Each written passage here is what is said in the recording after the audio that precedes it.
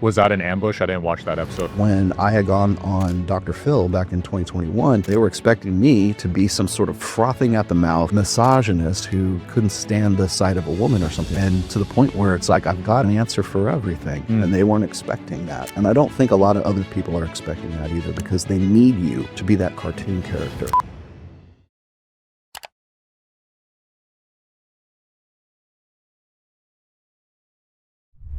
All right, guys, got him back on today. Rollo.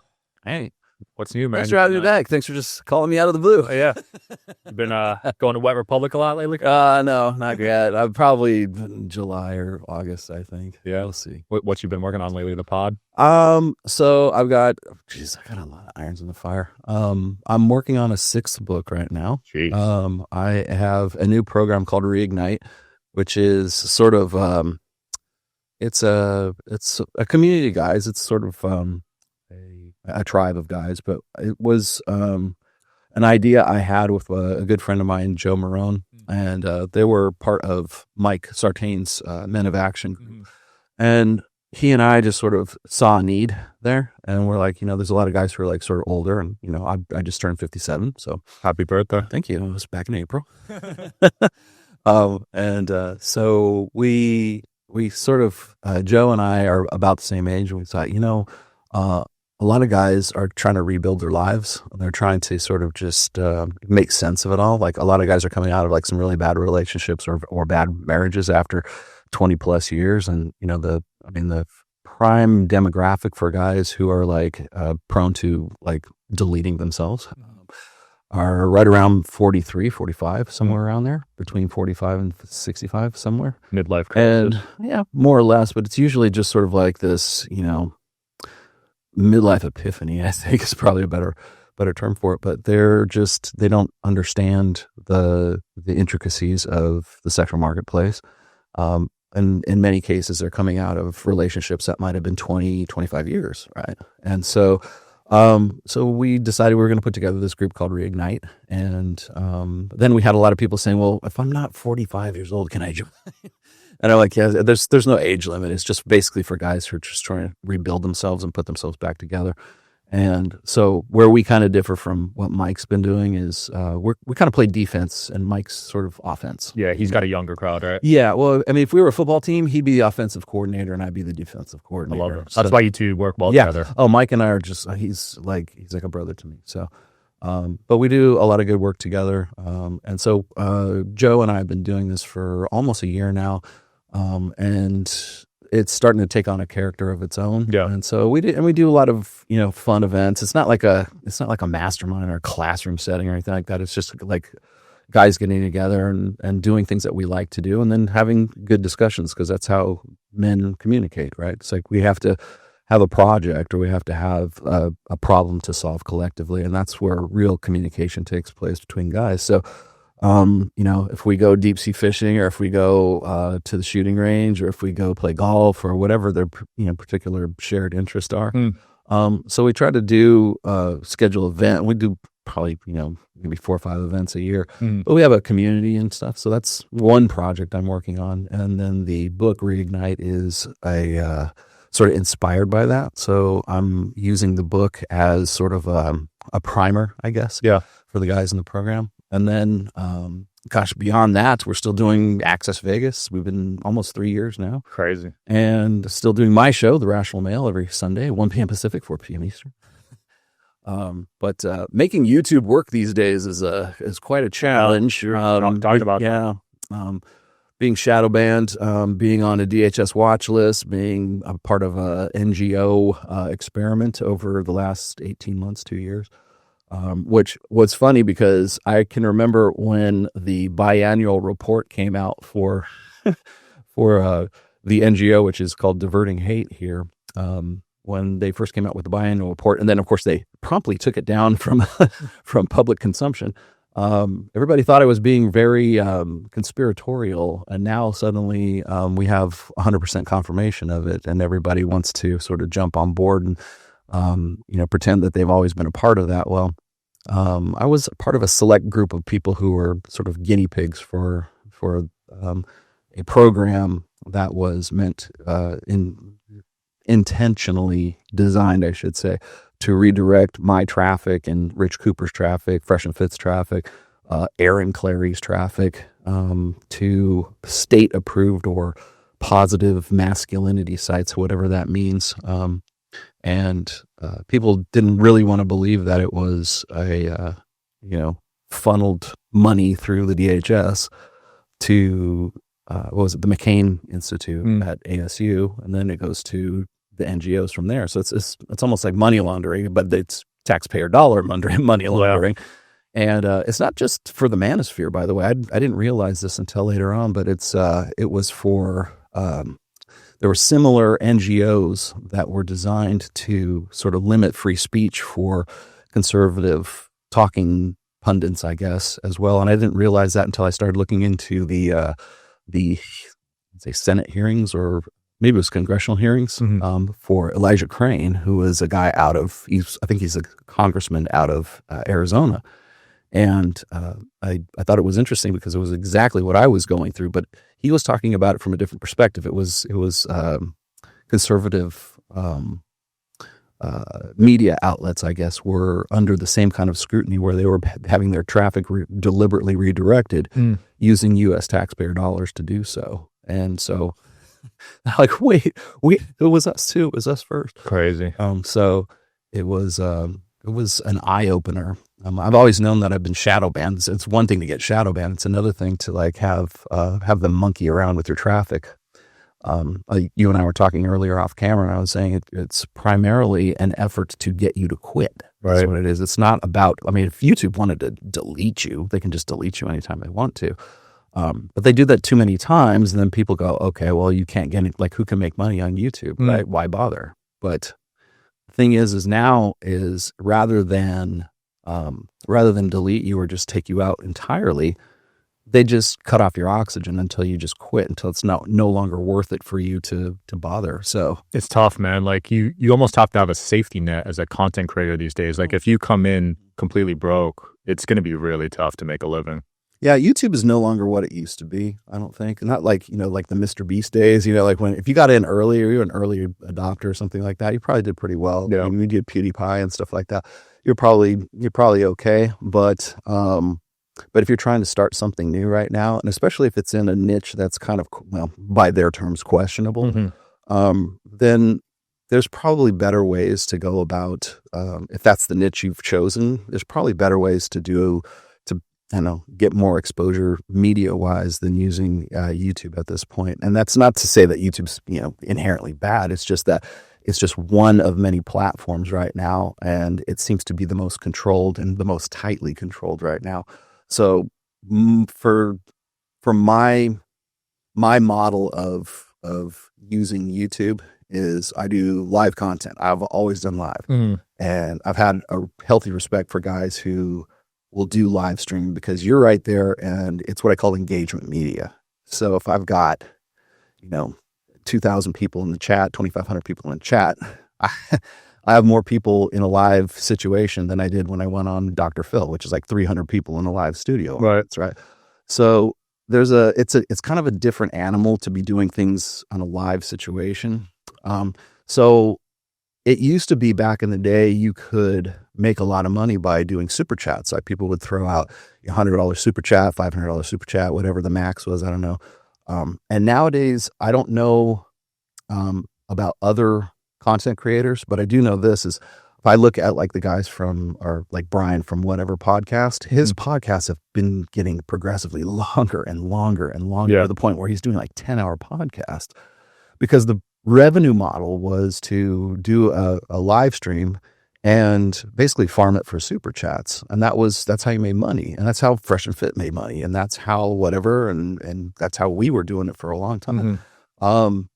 But now it seems to me that YouTube has been monkeying around with the super chat algorithm, I guess, where you get to the point where you've got like these longtime super chat people who are trying to, super chat you $100, but they can't. It'll limit them. It won't allow them to do a $100 super chat, but it will allow them to do a $20 super chat. And I'm like, is this something new? And I had actually my people in my audience I said, okay, let's throw out a $10 super chat, see if it goes through. Throw out a The Tri-Light from Therisage is no joke. Medical grade red and near infrared light with 3 frequencies per light. Deep healing, real results, and totally portable. It's legit. Photo biomodulation tech in a flexible on-body panel. This is the Tri-Light from Therisage, and it's next level red light therapy. It's got 118 high-powered polychromatic lights, each delivering 3 healing frequencies, red and near infrared, from 580 to 980 nanometers. It's sleek, portable, and honestly, I don't go anywhere without it. $20 super chat, see if it goes through. Okay, throw out a $100 super chat, and it won't. It limits it at that point. Dang. And I don't know if that's something that's new that's happened with YouTube recently, but again, it's an effort to get you to quit. Yeah. So they didn't delete your channel, you just stopped because they don't want to make it worthwhile to do those things. So now what I see is a lot of people, for instance, like we were just saying before, like Myron and Fresh are doing like 4-hour podcasts as a sort of a subscription drive, right? Same thing, like Pearl did the same thing. They'll do these fairly long form, live streams in an effort to get people to sign up for subscriptions, right? Because that's a profit model, it's a revenue model. But the thing is like for a guy like me who's already an author, I can make more money with my Substack than I can with my YouTube. Because if I'm charging $9.99 a month for my Substack and I'm getting $9.99 a month for my YouTube, and all I have to do is like 2 or 3 blog posts, do some writing, which is going to end up in my books that I can, repurpose for other things as well. Well, I'm going to spend more time on Substack than I will on YouTube. 100%. And YouTube is just outreach. I just do it because it's a labor of love. And I don't, if you give me $5, you give me $100, I don't care. I'm going to still do YouTube just because maybe I'm just vain that way. It's fun, right? But it's fun and it's outreach and it's good. It's good to get input from other people, right? But as far as a revenue model and like staying in business, it's like Substack is a better option than YouTube, is it? For someone like me anyways. Yeah. For authors anyway. For a writer, yeah. There's not many people that have your skill. I was going to say, there's another iron in the fire that I have. I've got Substack that I'm working on quite a bit. And then, we've got Access Vegas. Again, I lose money on Access Vegas. I just do it because I enjoy it enough and it's outreach, and people know us and there's perks to it as well, obviously. I mean, we got the girls and we go out to doing things like Babes in Toyland and charity events and things like that too. So it, it keeps you in the limelight. But other than that, it's money out. It's not money in. And I think we've sort of gone past the days of like 2021, 2022, when it was like sort of the golden era, I think, of doing live streams and everything. And now we're kind of resorting to, trying to do membership drives.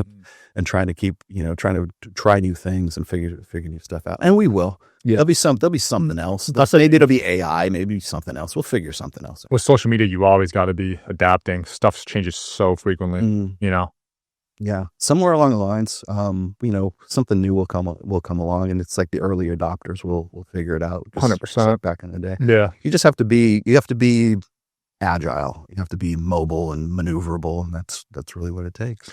And these days, everyone seems to be clip farming, right? They're going for these crazy clips. Do you think that's pretty toxic overall? I think that it lessens our attention span for sure. I was just talking out there about I write books, right? I'm working on a 6th book right now. You've got to have that in a digital format. You've got to have it in a hard format. You got to have Audible. So you got all those things, which is great because they're all revenue streams. But nobody reads. like who reads now, right? We listen to our books for sure. I only use Audible. I don't read books. Well, I have my first book came out in 2013. So you've had 12 years to read my book. So if you don't know what you're talking about, or I know what I wrote in my book. So when I have people like assume that I said something that I didn't, or I assume I believe in something that I don't, I'm like, well, did you read the book? Well, no. Like, well, you've had 12 years to read it, so you've got no excuse. Come back and we can have a conversation once you know what you're talking about. But the reason why I get those accusations in the first place is because of the 45-second clip. Right? So if I go and I say something, if I'm in a 3-hour live stream on my show, or I'm on Access Vegas or something, and we pull a 45-second clip to put on, reels, or we put it on a, shorts or whatever like that. People don't know that, I'm an internationally best-selling author of 5 different books, right? So they don't know that. They just think you're just some schmuck on the internet. Red pill. Yeah. So, it's one of those red pill guys, right? Get him. But so, and they hear this clip and they take that and then they just extrapolate from that, and they presume like you mean something that you never intended, because it's, and you're doing, like I'm doing it because it's driving traffic, right? It's a marketing thing. You have to do that. And the more salacious it is and the more outrageous it is, and the more people are going to put their eyes on it. Right. Well, the problem with that is then people presume you mean something that you did because they didn't see the hour that you built up to that one, that one clip. And so it's kind of a double-edged sword for us. You need it, but it also is like the source of a lot of just sort of like headaches all the time. But as far as like, I mean, they say, the internet doesn't forget, but it has a very short attention span. Oh yeah. They'll forget the next day. Yeah. But like I have been doing this, what I've been doing for 22 plus years. And so people just presume I'm just some sort of podcast, or I'm just sort of like some influencer or something like that. It's like, no, I've been doing this quite some time. And if you want to have a conversation about it, I'm more than happy to. But I think the problem is the main problem for like clips and the 45-second, attention span generation, is that if you give them data and if you give them stats and you give them facts and you don't tell people how to feel about those things, they will hate you for it. They will presume that you're telling them because if they agree with you, they'll be like, oh yes, this is great, and they'll love you for it because it aligns with whatever it is that they happen to think. And so they'll take it and they'll run with it. But if it doesn't align with what their sort of belief set is, then they will presume that you mean the worst. They will presume that if you, like I said, if you don't tell them how to feel about that particular fact, then they're going to infer that you're telling them because you believe something that doesn't align with what their identity is sort of aligned with. Yeah. And so that's, I think, is one of the bigger problems, especially with like my kind of content, or red pill / manosphere content right now, is it's real easy to shit on the red pill right now because it's almost a revenue model at this point, is to straw man what people have said in a 45-second clip and then make that the entirety of the whole manosphere, the whole, they want to call it a move. Wouldn't call it a movement, but the entirety of your message, right? And it's like, no, first of all, you didn't see like the minute and a half, 2 hours, whatever before that, bless you. Or you've never read the book, or you have no real, grounded background in any of this stuff. And I'm more than happy to explain it to you, but they don't want to hear that at that point. Usually it's just like that, because that's their revenue model. Their revenue model is to be stupidly critical, absurdly critical of something that you might have said in a 45-second clip, and then presume that that's what the whole thing is about. Like, oh, you guys must be misogynists. Well, no, you need to read the book, or you need to just get into it a little bit more before you start opining about things. But that's not that's not how you make money. You know that there's going to be people who are going to have your back. You know that there's going to be people who go, oh yeah, all those guys, they say all the same things all the time, and blah, blah, blah. And it's like, no, we don't. Do you feel like the red pill movement has been a net positive for the dating market for men? I think so. Yes, absolutely. I know a lot of people here's your clip. Here's your clip right now.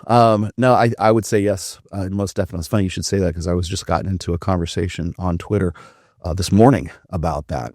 And the presumption is that those red pill guys, quote unquote, a registered trademark, those red pill guys are always one way. It's they want to straw man the red pill, those red pill guys, right?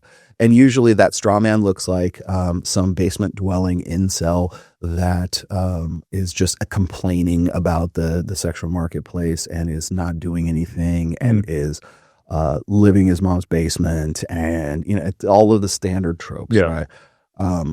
And people will get behind him. Shout out to today's sponsor, Quince. As the weather cools, I'm swapping in the pieces that actually gets the job done, that are warm, durable, and built to last. Quince delivers every time with wardrobe staples that'll carry you through the season. They have fall staples that you'll actually want to wear, like the 100% Mongolian cashmere for just $60. They also got classic fit denim and real leather and wool outerwear that looks sharp and holds up. By partnering directly with ethical factories and top artisans, Quince cuts out the middleman to deliver premium quality at half the cost of similar brands. They've really become a go-to across the board. You guys know how I love linen and how I've talked about it on previous episodes. I picked up some linen pants and they feel incredible. The quality is definitely noticeable compared to other brands. Layer up this fall with pieces that feel as good as they look. Go to quince.com/DSH for free shipping on your order and 365-day returns. They're also available in Canada too. And say, yeah, you're right.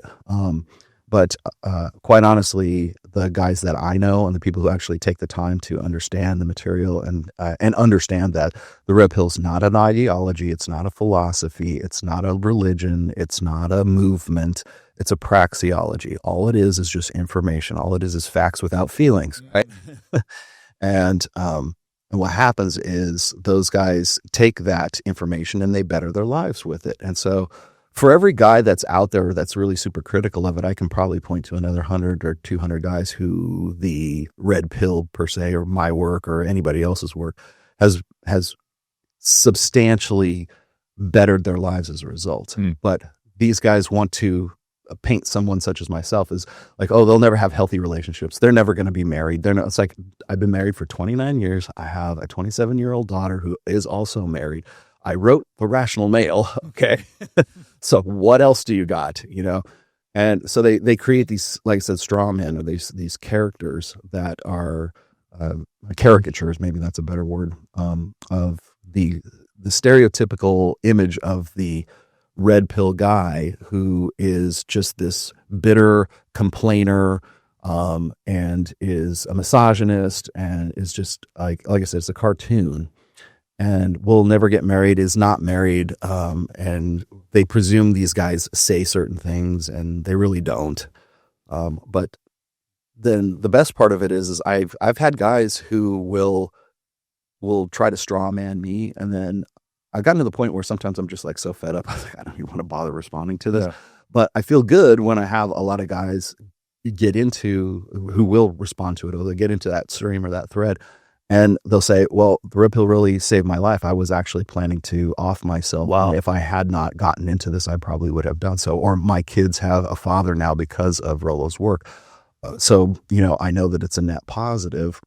And I have to remember, like, whenever, and this is me, maybe other people as well, but when you see like hate comments on Twitter or on YouTube or whatever else, you have to remember, like, if I do a video that has 100,000 views, right? And it has, let's say, 500 comments. And of those 500 comments, maybe 50 of them are hate comments. Yeah. And then of those, how many of those guys are like really dead ass serious about that? So if you whittle it down to the people who are like your worst haters, you're still going to focus on those 100%, on those ones. But the fact is, you had 50,000 people who watched your at the very least, they clicked on it and watched it for 30 seconds, right? So of the people who were viewing, of the people who viewed and then decided to comment, and of the people who viewed, decided to comment, and then decided to comment something negative, what percentage of those are of the total views is that? It's fractional. It's small. It's minute. But those are the ones you're going to focus. But a lot of hate is projection also. Yeah. It's not even you that they're hating. Yeah. It's something about themselves. Yeah. Well, they see you doing something, or they see you saying something. And I get it. It sometimes it holds up a mirror that's really hard to look into. Right? And other times it's just people, it amazes me the extent that some people will go to. They'll take time out of their day to actually research and say, yeah, your name's not really Rollo Tomassi. And it's like, oh, you got me.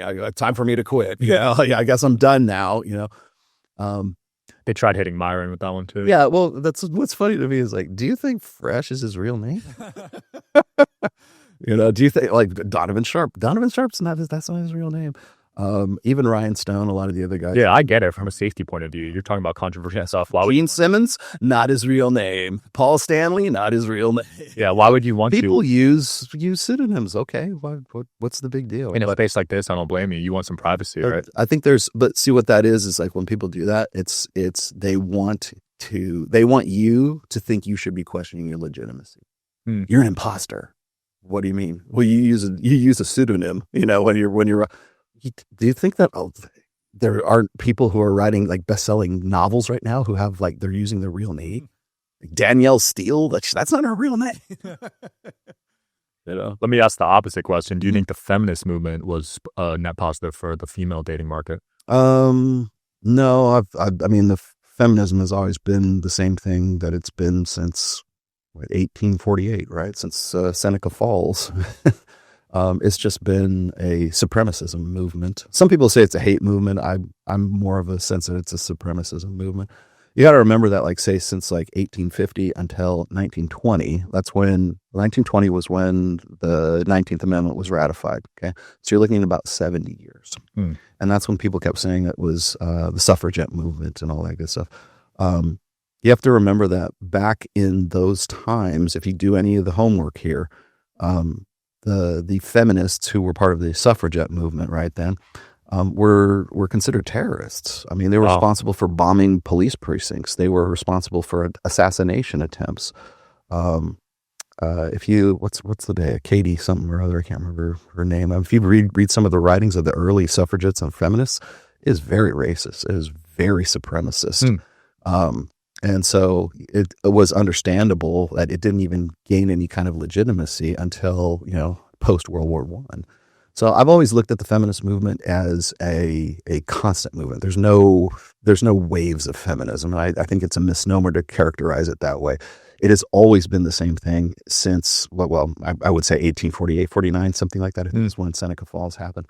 I didn't know it went that far back. Yeah. I thought you should look up the Seneca Falls Convention. It's really, there's only 300 people that went to. It was really the beginning of the suffragette movement. And it took place not only in the United States, but also in the UK and parts of Western Europe as well. And then it didn't really even gain any kind of popularity until the mid 1910, like right around just after World War I. And, but the reason why I say there's no such thing as waves of feminism is because it was just the same movement. It was just interrupted by wars and civil unrest and the Bolsheviks and, you know, all this, anything that was like sort of historically significant that would sort of, you know, take people's attention away from it. And quite honestly, I don't think that the feminist movement would have had any traction had it not been for hormonal birth control and then the sexual revolution that happened in its wake. That was the best thing that ever happened to feminists was the pill. The birth control pill? Birth control pill. Really? Yeah. Because what did it do? It put the reproductive process of all humanity in the hands of one sex. It still does to this day, right? Wow. We can how many landers have we placed on Mars so far? And we can't figure out a male birth control pill. We figured that out in the 1965-ish or 60s, whatever, for hormonal birth control for women. Now, people will always check me on this. They'll say, well, we've got Vasegel or we got this something else that's just waiting in the wings soon. I'm like, well, how come we haven't had it since, you know, if we do, then how come we can, like I said, we can get 4K streaming video from the surface of Mars, but we can't figure out how to give a pill to the guy. We need a vasectomy right now. Yeah. Oh God, don't get me started. Jesus. My dad got one of those after the third kid. I still hear about that tweet, by the way. Which one? Like when I was talking about I had a viral, probably still is viral. I had a viral tweet about 2 years ago now. But I was actually not. It was actually a response. It wasn't. It was a reply. Oh, you ratioed someone? No, not even really doing that. I was just. I think I was responding to Dr. Richard Reeves, and I had just. I'll tell you the history of this. I had just watched on Fresh and Fit Brandon Carter. Yeah, and Brandon Carter's funny as hell. That dude should be a stand-up comedian. Like that guy missed his calling, quite honestly. But Brandon was on there, and he was talking about. he was talking about how everything in his life that he can farm out, like the responsibilities in his life that he could farm out, he does, right? So because anything that is a distraction from him making money, from him like doing content or doing whatever it is he does, he'll farm it out. So he doesn't do any shopping. He has people shop for him. Like if he needs groceries, somebody goes and does that for him. His wardrobe or his cleaning, his laundry, so has a laundry or has a cleaning lady. Doesn't have a car. Of course, he lives in Miami. You don't really need a car in Miami, but doesn't have a car, just Ubers wherever he needs to go. And so essentially every aspect of his life that would in any way take an hour away from what he is doing as a content creator, as Brandon Carter, the brand that is Brandon Carter, he farms that out. And I thought about this and I go, if you take that to its logical extreme, it's really about what you sacrifice. Like, what are you willing to sacrifice? And so that's really what that tweet was about. And that's what I should say, that's what inspired that tweet. And so the tweet was something like this. I said, the quickest way to become the quickest, I didn't say the best. I said, the quickest way to becoming a high value man is to forget about family, forget about marriage, get a vasectomy in your 20s, get a, never ease up on your focus, always get to the gym. There was other aspects of it too. Everybody focuses on the third one. That's all they want to, Rollo's talking about self-sterilization. I'm like, and ironically enough, a year later, that's when Fresh got the baby trap thing going. I'm like, not so fucking funny now, huh? Yeah. 20s is not so funny now, huh? Which was exactly why I said that, because if there was a reversible way to do that, I would say go ahead, right? If there's a male birth control, I would say use that instead, but that's not what's available right now. So that's why. But I was being sort of facetious about the whole thing because when I was listening to Brandon Carter, I'm like, I'm fairly successful in this niche. I mean, I'm the godfather of the red pill, right? I wrote The Rational Male. And then I realized after I had listened to that episode that I've been playing the game on hard mode for a long time because I'm married. I've got 2 dogs. I have a daughter. I have a mother-in-law. I've got a lot of other people that are like financially dependent on me. And not just financial dependency, but also emotional. And you have all of these things that you invest yourself in your life and everything. And each one of those things is demanding your attention. That's taking you away from writing the next book. That's taking you away from doing the next podcast. It's taking you away from doing all the things Brandon Carter was talking about that he was just farming out in his life.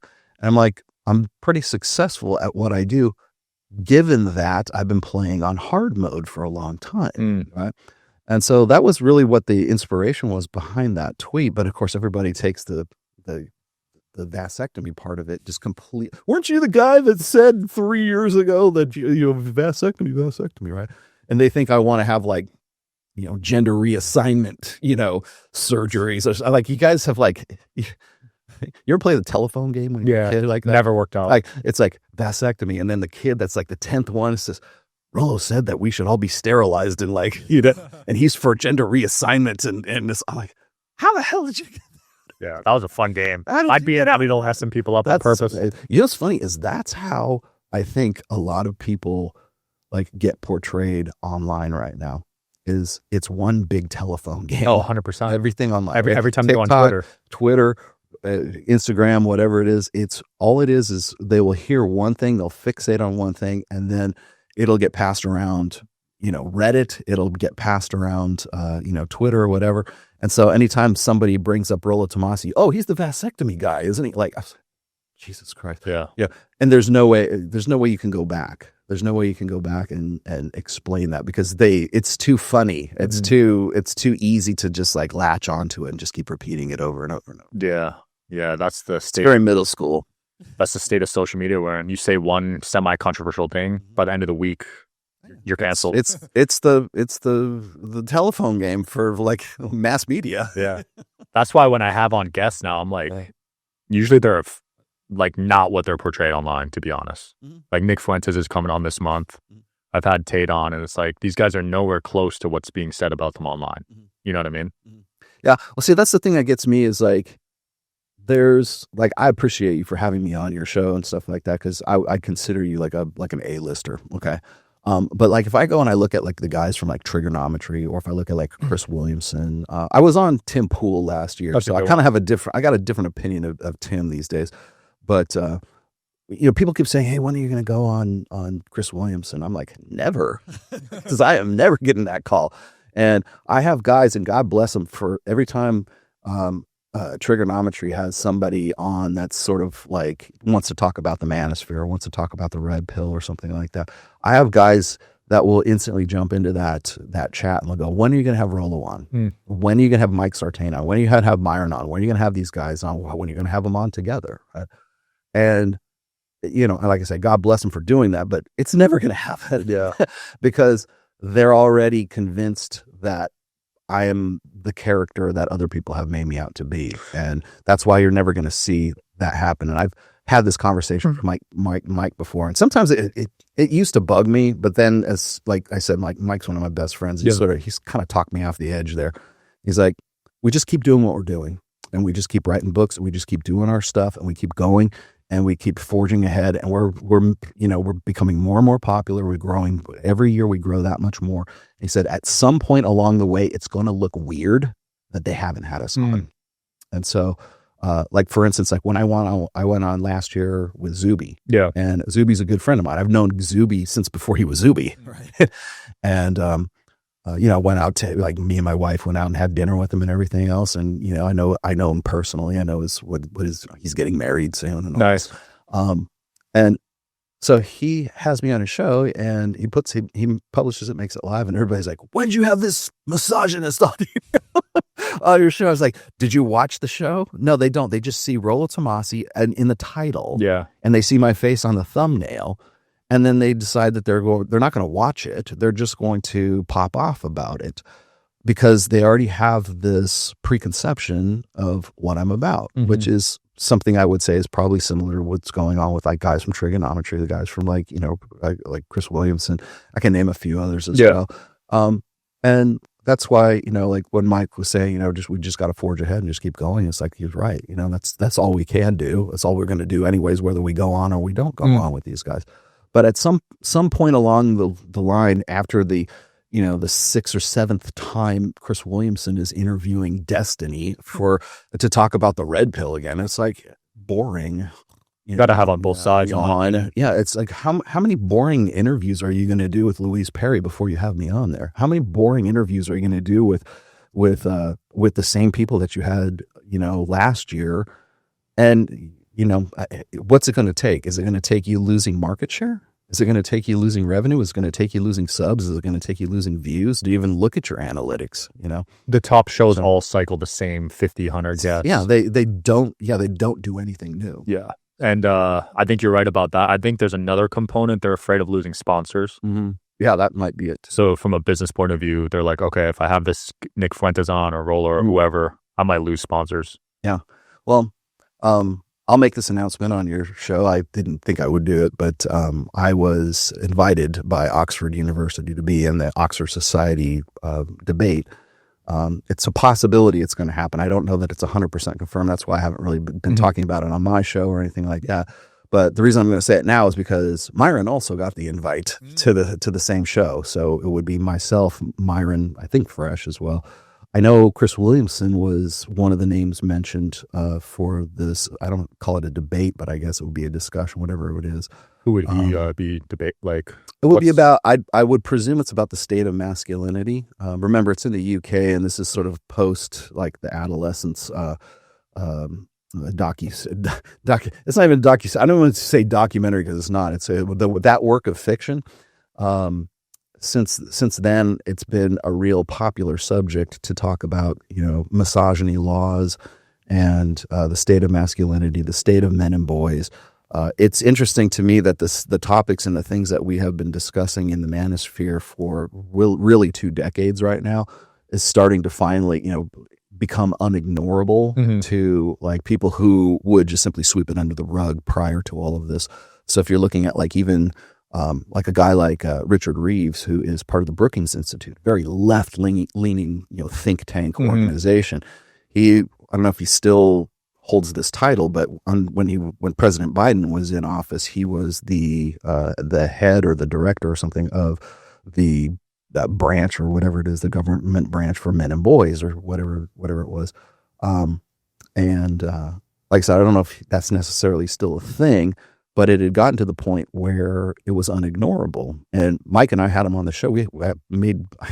I suggested that he be brought on the Dr. Phil show because I liked what he had to say. I think it's interesting that it's gotten to the point where it's become so unignorable that even the left has to talk about these issues right now. Yeah. But what they're doing is then they're taking these points and they're bastardizing them, or they're making them about women. It's not a men's problem. It's men's problem and how it affects women, right? And so I think it's encouraging that Oxford University would reach out to myself and to Myron, and Chris Williamson too. They're great, but just to have this kind of a discussion. But we'll see where it goes. I don't know. They're talking about doing it in July now, so we'll see what happens. I'm ready to go. If they want to go, I'll be there, and I'm sure Myron will be too. I like this new movement of colleges and universities reaching out to content creators like yourself and inviting them on campus to talk to the students, because a lot of these students have been misguided through public education, right? Well, Myron was just on University of South Carolina, USC. He went to Penn State, I believe, as well, and he debated someone, right, at one of those.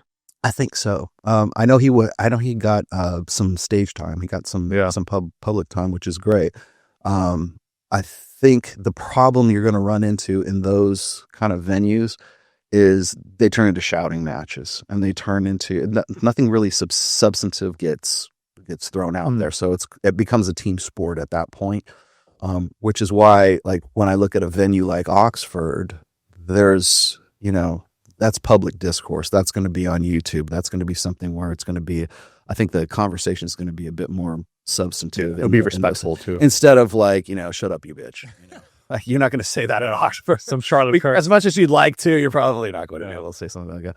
But you will be able to at least make some cogent points. And I think that when you've got a guy such as myself or Myron, like Myron's is super intelligent. And I think some of the best work I've ever done with Myron has been when it's just been him and me on the show. And we're just discussing these things, and we're just like a meeting of the minds, and we're just, bouncing ideas off of each other.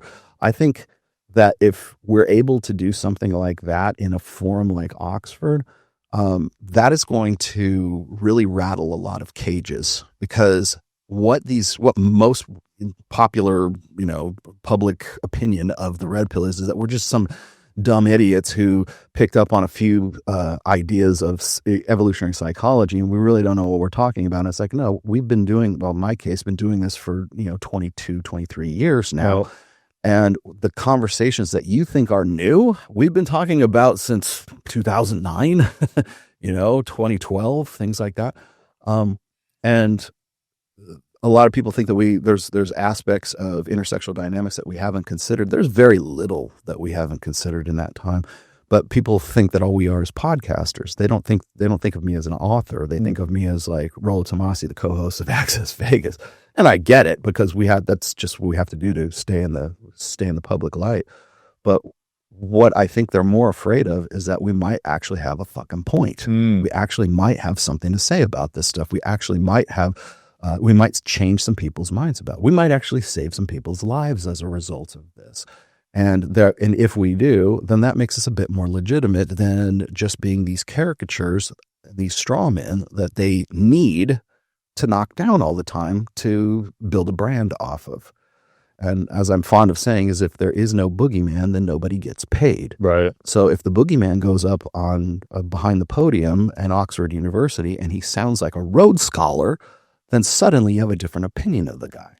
And the reason I'm sort of harp on that a little bit is because when I had gone on Dr. Phil back in 2021, I think that that's what they were expecting from me. They were expecting me to be some sort of frothing at the mouth, misogynist who couldn't stand the sight of a woman or something like that, rather than a guy who's been happily married for, almost 30 years and has, essentially made a life's work out of the books and the ideas that I put forth, and to the point where it's like I've got an answer for everything, and they weren't expecting that. And I don't think a lot of other people are expecting that either, because they need you to be that cartoon character, because if you don't, they don't get paid. Was that an ambush? I didn't watch that episode on.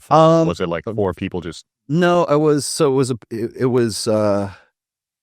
I think it was sort of a build up to ridicule the manosphere, and it didn't work out the way they wanted to. And I knew, kind of going in, I knew that that's how it was going to work. When the producers of the Dr. Phil show originally approached me, they wanted Tate. They wanted Andrew Tate. Yeah. And I said, well, I will try to get him if I can, because I had his number. I was talking to him. And Andrew wouldn't set foot in the United States. And so I said, then they asked me, said, well, can we get him on Skype or can we get him on Zoom or something like that? And he still wouldn't do that. Wasn't he in prison at the time? No, he wasn't. Oh, he wasn't. Prior to that. So this was like in September, October of 2022. So he didn't get picked up until the 29th of December.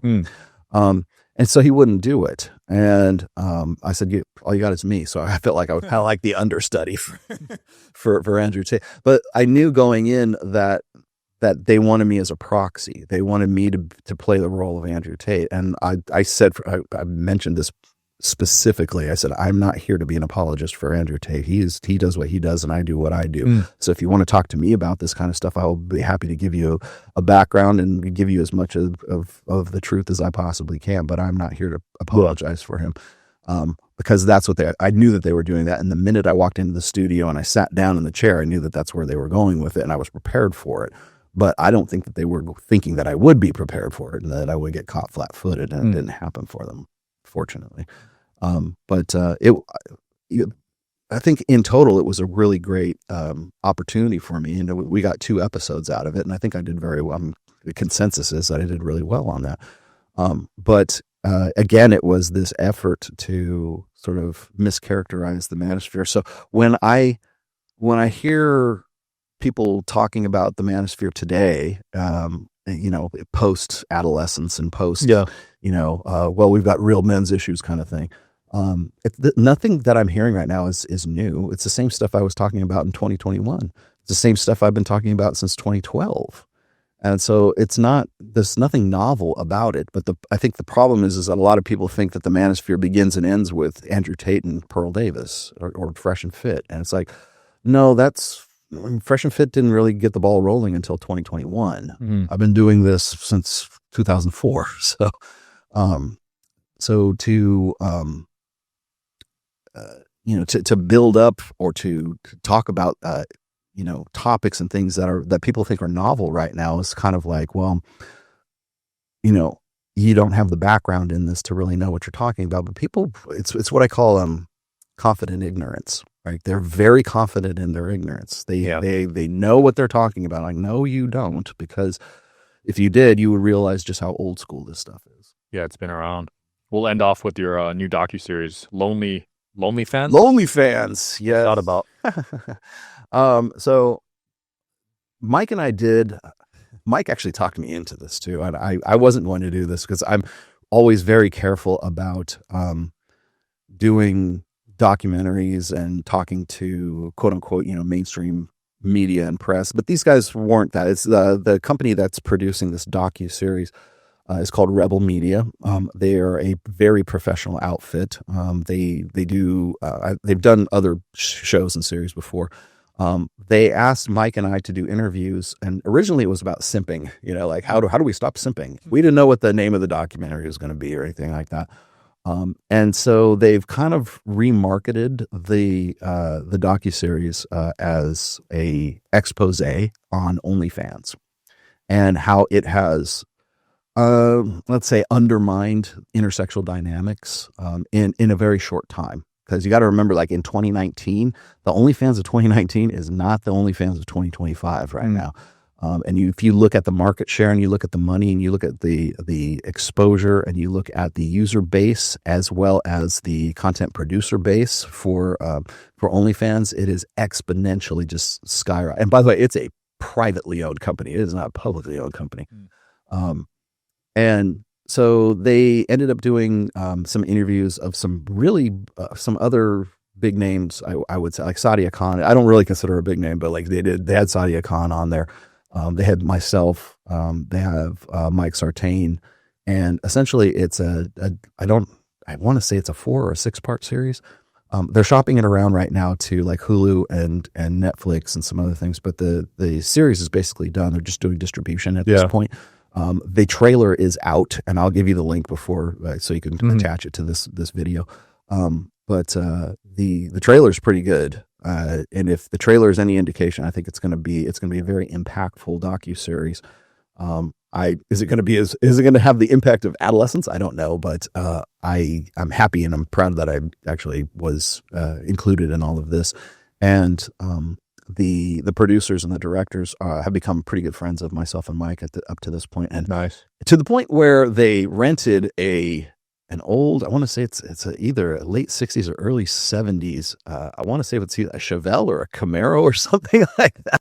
So that and it was convertible. So that they could interview Mike driving around, I want to say 215 or I-15 over here, while they were doing an interview of him, and he was talking about OnlyFans. He was talking about sort of the mechanics and the economics of OnlyFans there. But I already have a Camaro, so they interviewed me in my Camaro. So I don't know why they wanted to, but it was still kind of fun. Love it. We'll link it below, and we'll link your books and everything as well. Thanks for coming on again, man. Sure. Yep. Check them out, guys. See you next time. Yep.